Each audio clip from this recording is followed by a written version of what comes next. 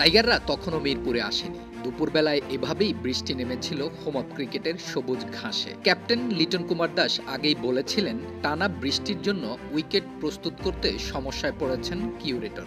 কাল ম্যাচের আগের সংবাদ সম্মেলনে তাই জানিয়েছেন, উইকেট নিয়ে নয়, বরং খেলা নিয়ে ভাবি। উইকেট আমাদের জন্য যা হবে, তাদের জন্যও তাই।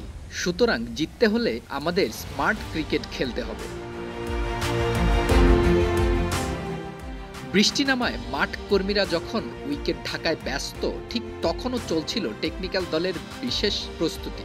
দর্শক যারা জানেন না তাদের জন্য বলে রাখা ভালো, খেলার ঠিক আগের দিন মাঠে সব ধরনের টেকনিক্যাল সেটআপ রেডি থাকে এবং তা যেভাবে প্রস্তুত করা থাকে ঠিক ওভাবেই মাঠে থাকে। এমনকি যে যে জায়গায় ক্যামেরা বসে তাও আগেই বসিয়ে রাখা হয়, আর বৃষ্টি এলে ঠিক এভাবেই ঢেকে রাখা হয় সবগুলো ক্যামেরা।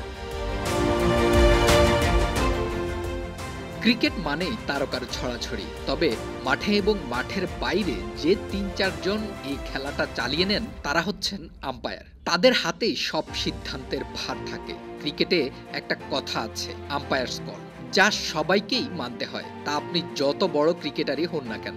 আর সেসব আম্পায়াররাই ম্যাচের আগের দিন এভাবে মাঠ পরিদর্শন করে গিয়েছেন, পরিচিত ক্যামেরা পার্সন দেখে হাসি মুখে কুশল বিনিময় করেছেন।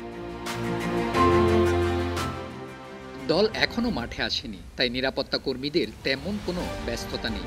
এই সুযোগটা তাই হাতছাড়া করতে চাইলেন না নিরাপত্তার দায়িত্বে মাঠে আসা পুলিশ কর্মীরা। তাই নিজেদের ফ্রেমবন্দি করে রাখছেন গ্যালারিতে দাঁড়িয়ে। হোক পুলিশ, ক্রিকেট পাগল জাতি হিসেবে পরিচিতি পাওয়া আমরা ইউনিফর্ম পরে কি আর তার ঢাকতে পারি? তাই এই পুলিশ ভাইরাও পারলেন না। হোম অফ ক্রিকেটের স্মৃতি রেখে দিলেন নিজের মুঠোফোনে।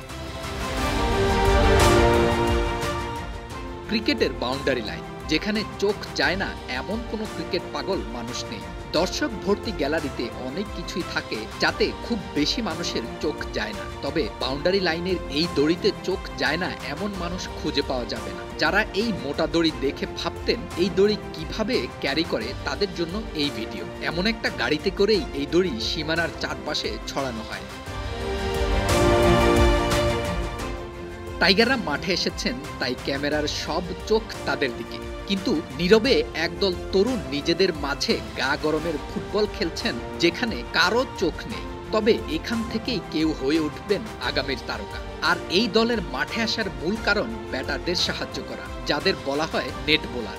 এমন নেট বোলার হয়েই ২০১৫ সালে মিরপুরে প্রথম এসেছিলেন মুস্তাফিজুর রহমান। পরবর্তী সময়ে যে বিশ্ব ক্রিকেটে বাংলাদেশের নাম উজ্জ্বল করেছেন, যিনি আছেন এই সিরিজের দলেও।